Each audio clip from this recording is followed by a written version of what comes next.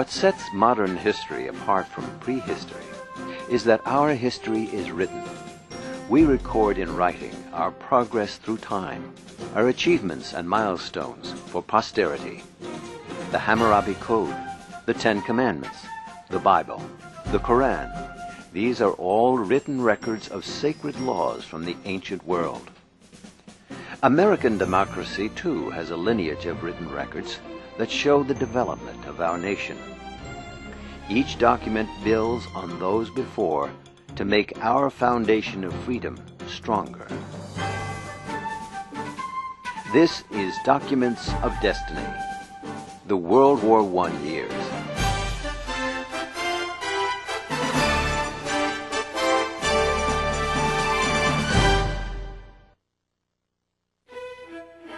In our program, we have three subject matter experts. Michael Sugrue, Research Fellow, the James Madison Program, Princeton University. So the Sedition Act made it illegal to argue against the government of the United States, and also to argue for the overthrow of the government of the United States, and also to make arguments which would lead to material reduction in the contribution that the United States made to the First World War. Priscilla Zatti, Associate Professor of Political Science, United States Naval Academy, Annapolis, Maryland. Many of the points of Wilson's 14 points dealt with self-government, allowing states or nation-states to govern themselves, and many dealt with, and the remainder dealt with how nations should deal with each other in diplomatic relations in wartime. And I think the last, and I think the most important of Wilson's 14 points was the creation of the League of Nations. Robert George, the McCormick Professor of Jurisprudence and Director of the James Madison Program, Princeton University. When it came to voting, there was a great deal of variation in the colonies and then in the states after the establishment of the new republic. In the early days. In some jurisdictions, women were permitted to vote. In other jurisdictions, they weren't permitted to vote. Declaration of War and the Selective Service Act of 1917. First, some background. In 1914, a war called the Great War broke out in Europe. The Allied powers of England, France, and Russia were pitted against the Central Powers of Germany, Austria-Hungary, the Ottoman Empire, and Bulgaria. The United States took a neutral position at first, but neutrality eventually became impossible. In 1915, the sinking of the British luxury liner, the Lusitania, by a German submarine brought the conflict closer to home. The dead included 128 Americans. In 1916, war for the United States seemed inevitable. President Wilson prepared for it with the National Defense Act of 1916. It increased the number of soldiers in the Army from about 90,000 to 175,000, with an ultimate goal of 223,000. The National Guard size was set at 450,000. 2 months later, Congress passed another bill that appropriated $313 million to build up the Navy. Meanwhile, President Wilson tried very hard to keep us out of war. But then in early 1917, German U-boats sank 5 American ships. In addition, a secret telegram called the Zimmermann Note was discovered. It was sent from the German Secretary of State to the German minister in Mexico, proposing a Mexican alliance with Germany. The cable offered German support to Mexico to reconquer their lost territory in New Mexico, Texas, and Arizona. President Wilson and Congress could no longer maintain a neutral stance. April 4, 1917, the United States Senate declared war. The House of Representatives voted in confirmation 2 days later. But the size of our army was insufficient to fight a battle of this magnitude. The Selective Service Act was passed the next month in May of 1917. The Selective Service Act made it mandatory for men between the ages of 21 and 30 to register with a local draft board. The age requirement later was changed from 18 to 45-year-old men. By the end of the war, 2.8 million men had been drafted into military service. A total of 4.8 million served in the armed forces. About half were draftees. The Espionage Act of 1917 and the Sedition Act of 1918.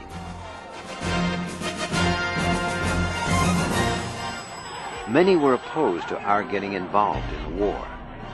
But some of the opponents to America's involvement were communist groups, the Socialist Party and the industrial workers of the world.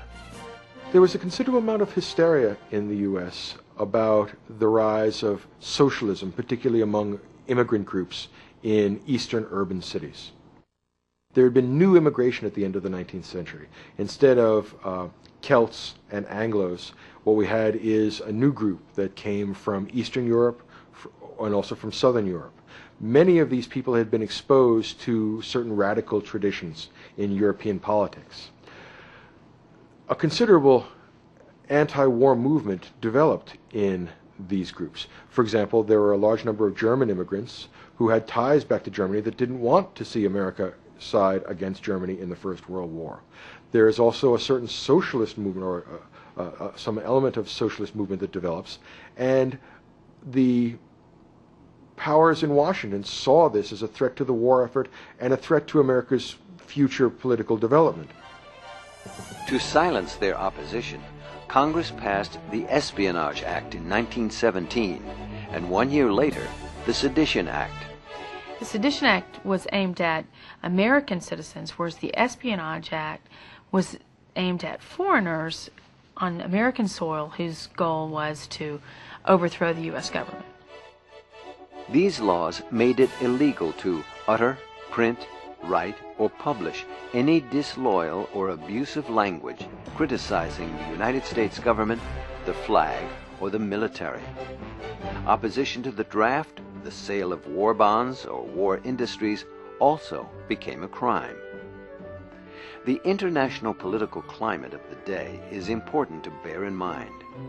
In 1917, the Russian Revolution overthrew Nicholas, the Tsar of Russia, and the Communist Party took the reins of government. So there is considerable grounds for concern that this international communist movement would make America one of its battlegrounds. And preemptively, the government in Washington, that during Wilson's administration and the Republican administrations that came after it, vigorously challenged socialist organizations. Now some protesters may have been genuinely disloyal to America, while others may have been merely exercising their right to freedom of speech. The problem is much the same as the problem we encountered with the Alien and Sedition Acts in 1798. There is a potential for danger and subversion in the exercise of free speech, but on the other hand, when you clamp down on seditious libel and seditious speech and seditious organizations, there is justifiable concern that this will erode civil liberties. A very famous Supreme Court case grew out of the Sedition and Espionage Acts, Schenck versus the United States. Schenck was the Secretary General for the Socialist Party and was accused of passing out pamphlets encouraging those that have been drafted to not fight for their country. And for that, he is arrested and charged under these acts. The majority opinion of the Supreme Court in the Schenck case is delivered by Justice Oliver Wendell Holmes, Jr. He reasons that in ordinary times this speech might be protected by the First Amendment, but when a nation is at war, it is not protected. The legacy of Holmes and Schenck even survives today. His test that he creates in Schenck, although in slightly different form, is still alive and well in free speech cases. And Holmes creates a test which he calls the clear and present danger test. that speech which has a clear meaning, speech that one can see that articulately would affect the government's ability to continue to exist, and its danger was present, meaning immediate and specific, that speech was not allowed, that it could be regulated under the Constitution, that free speech under the First Amendment didn't protect that. Holmes gave a famous analogy, always widely quoted by students, that one cannot yell fire in a crowded theater.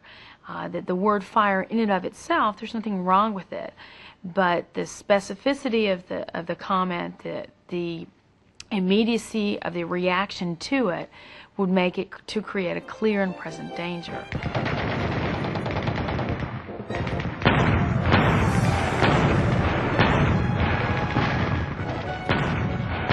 On the battlefront, World War I raged on.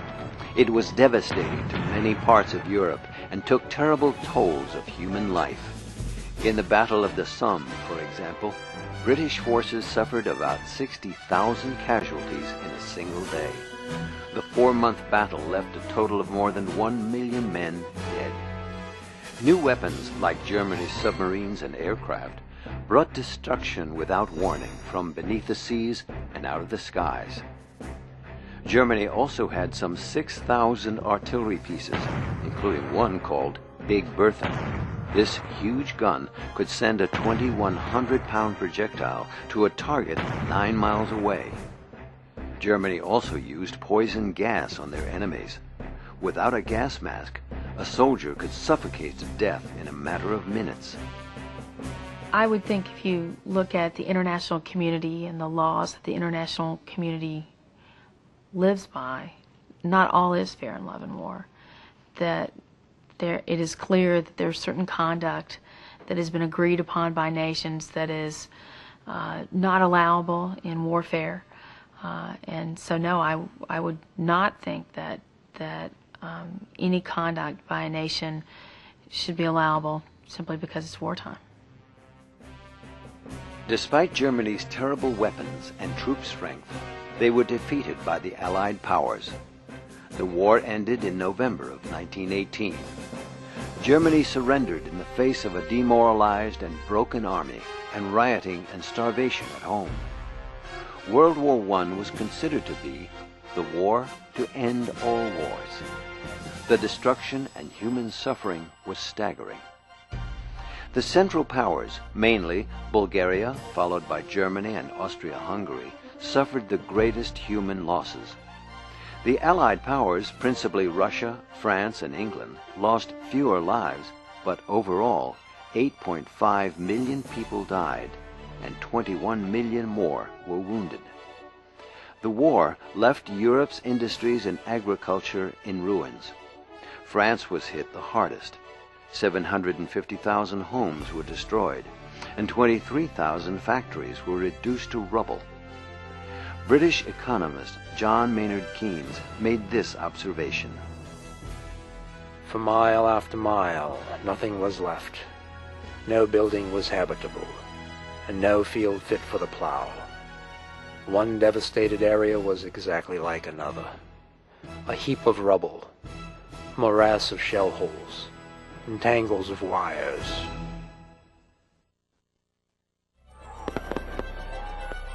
Wilson's 14 Points of 1918. President Woodrow Wilson presented his 14-point peace plan to Congress just 2 months after the German surrender. Woodrow Wilson's 14 Points is the high point in idealism in American foreign policy. Woodrow Wilson intended to end history, in a sense, to move to a quantum leap towards a rule-governed, law-governed international relations in which force would be supplanted by right. Now, this is a wonderful idea, but it's very hard to actually realize any utopian scheme, and the problem with Woodrow Wilson is that he was utopian. It outlined his plan for building peace in the post-war world. 9 of the 14 points deal with self-determination, the right of all nations to govern themselves, free from outside interference. Other points deal with the causes of modern warfare, like secret diplomacy, the arms race, violation of freedom of the seas, and trade barriers. The final point was a key one, the establishment of a League of Nations. The League of Nations idea of Wilson never really entices the American government, and they never participate to the level that Wilson desired, mainly because the Americans felt it would drag them into a war, and Europe really takes the concept further without the Americans participating. The League of Nations was dear to Wilson's heart. It would require that each member nation respect and preserve the independence and territorial integrity of all other member nations. Now, the 14 points are actually derived from a German idealist writer named Immanuel Kant. He wrote an essay called Perpetual Peace, in which he sketched out every single article, or the idea behind every single article in the 14 points. The idea is that each nation should be self-governing and self-determining, that colonies should not be bought and sold between colonial powers, that war should be abolished and arbitration should replace the kind of ultimate resource for resolving international disputes, and that a League of Nations should be created. Kant thought that up at the end of the 18th century. Woodrow Wilson, because he started his career as a professor of politics at Princeton, decided that this was an excellent idea, that what we really need was a greater legal connection between nations, which would essentially erode the authority and sovereignty of the nation state. The problem with the 14 points is not that they perhaps aren't an attractive idea, it's that their attraction is primarily theoretical rather than practical. Most of the nations of Western Europe refused to take seriously the idea of the 14 points. The American people warmly received the 14 points, but it had a difficult time in Congress. The Allied powers' reaction, likewise, was lukewarm. As Clemenceau, the Premier of France, said, "God gave us the 10 Commandments and we broke them. Wilson has given us his 14 points and we shall see." The Treaty of Versailles, 1919. Just weeks after the unveiling of Wilson's 14-point peace plan, the Treaty of Versailles talks began, here at the Palace of Versailles outside Paris. The conference was attended by the Big Four, representing the Allied powers: Woodrow Wilson, President of the United States; David Lloyd George, Prime Minister of England; Georges Clemenceau, the French Premier; and Vittorio Orlando, Prime Minister of Italy. The European leaders wanted Germany to bear the financial brunt of the war and pay reparations, that is, payments to the Allied powers. They also wanted secret spoils of war treaties honored. These demands violated principles in Wilson's 14 points. Wilson tried to bring a moderating influence to the meetings, but the European powers had their way.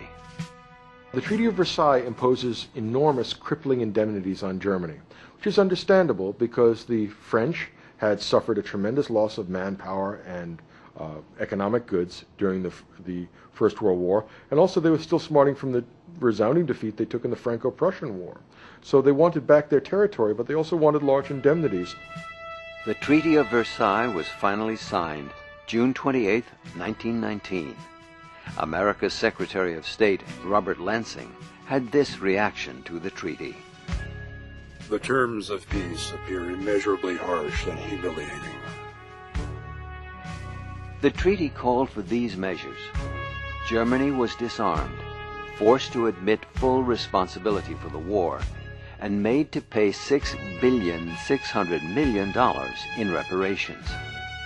So they imposed very stiff penalties on Germany. The difficulty was that Germany was not in an economic condition to meet these demands. So the government which followed the Treaty of Versailles was weak, very unpopular, and had to resort to peculiar economic policies like inflating the currency, which had catastrophic consequences for German society, which made possible the development and the rise of fascist movements like National Socialism. Germany's colonies and the Ottoman Empire were divided among the Allied nations. Most importantly, for Woodrow Wilson, the treaty included an agreement creating the League of Nations. Although Woodrow Wilson wanted the victorious parties to give up on reparations and give up on a harsh, punitive peace with Germany, ultimately France and England got their way. A harsh peace was imposed upon Germany, but it turned out to be a very short-sighted policy which caused far more difficulties than it solved. Congress rejected President Wilson's 14-point peace plan because of Article 10 that would have created a League of Nations. But as part of the Treaty of Versailles, the Allied powers did create the League of Nations without America's participation. The harshness of the terms of the treaty imposed on Germany did, in fact, have the result feared by some, a negative backlash. Fascism is made popular by the enormous dissatisfaction that comes with the results of the Treaty of Versailles. A number of extremist political parties sprung up. One of them, the German Workers' Party, emerged in 1921 with Adolf Hitler as its leader. The aftermath of World War I eventually led to World War II in Europe. The 18th Amendment and the Volstead Act of 1919. The prohibition of the manufacture and sale of alcoholic beverages became one of the most unsettling issues of the 1920s. The 18th Amendment, ratified in 1919, which outlawed alcoholic beverages, and the Volstead Act, passed the same year to enforce the law, were largely the work of the Women's Christian Temperance Union. Some of the activists were passionate about their cause, like Carrie Nation, the hatchet-wielding housewife who would invade saloons and smash all their bottles. She was arrested some 30 times for this activity between 1900 and 1910. Law enforcement agencies tried very hard to enforce the ban on alcohol, but most citizens, especially in the big cities, didn't take the law seriously. Speakeasies, illegal saloons, sprang up all across the country. Some people made their own liquor. Some smuggled it in from Canada, Mexico, or the West Indies. Prohibition was good for organized crime. Criminals like Al Capone of Chicago made fortunes on bootleg whiskey and other spirits. The 1920s, is an era where the crime rate spikes tremendously, and a lot of it can be attributed to Prohibition. It was this that led to the repeal of the 18th Amendment. Prohibition had led to a widespread breakdown of law and order. It proved to be unenforceable.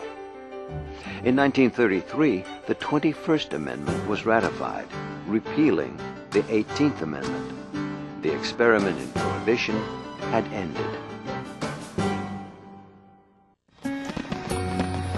The 19th Amendment, 1920. After decades of failure, women finally got the right to vote nationwide in 1920 with the ratification of the 19th Amendment. The women who were the leaders of the women's suffrage movement certainly appealed to the techniques of persuasion. They certainly used the techniques of persuasion, but occasionally they would go beyond that. Susan B. Anthony, for example, had herself arrested by attempting to cast a vote even before women were given the right to vote. So they practiced a kind of civil disobedience. Prior to 1920, women did have the right to vote in some states. Take, for example, the state of New Jersey. Women in New Jersey were voters in the early days, in the colonial period, and in the early days of the Republic. But then that right was taken away by law in the early 19th century, and it wasn't restored until the women's suffrage movement emerged in the later part of the, in the middle, really, of the 19th century. Wyoming was the first to give women the right to vote in state elections in 1890. Other states, mostly in the West, followed suit in the late 19th century and the early 20th century. Many other states, mostly in the central part of the country, had partial women's suffrage prior to the passage and ratification of the 19th Amendment. But 9 states along the eastern seaboard and in the South held out. They did not grant women the right to vote until the 19th Amendment had passed, and some of them refused to ratify the amendment. Many states gave partial, like presidential suffrage, so women could vote in presidential elections, but not all elections. And it seemed to be, again, the claim by some southern states that, you know, we get to set the voting laws. These are up to us. There's our states. We can determine who gets to vote within our state boundaries. To try to gain for women across the country, and not just in local jurisdictions or in particular states, but across the country, a right to vote. And the tactical decision was made to pursue this agenda, not simply on a state-by-state basis, but by way of a federal constitutional amendment. During World War I, many women took jobs normally reserved for men. The men were at war. The women filled their positions at home. The war did create an employment opportunity for women, and women did even work in the military, taking desk jobs and jobs which freed up men to fight on the front lines. And for that, President Wilson and others supported women to have the right to vote for their service to the country.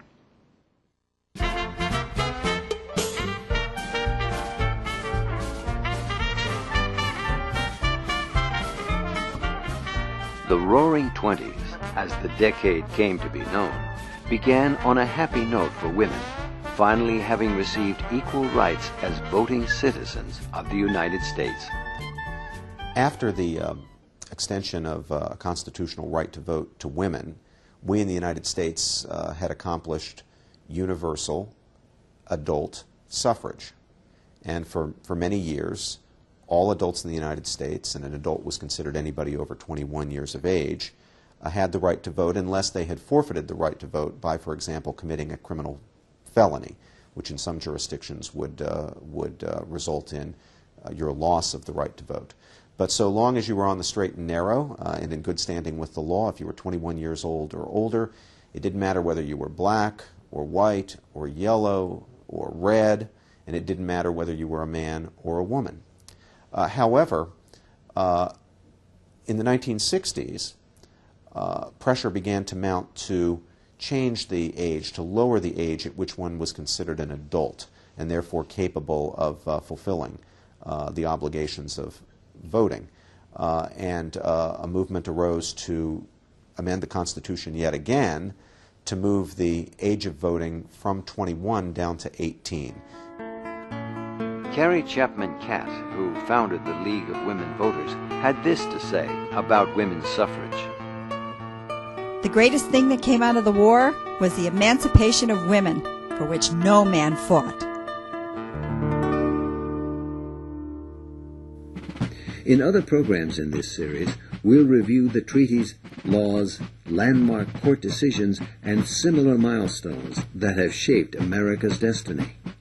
Documents of Destiny.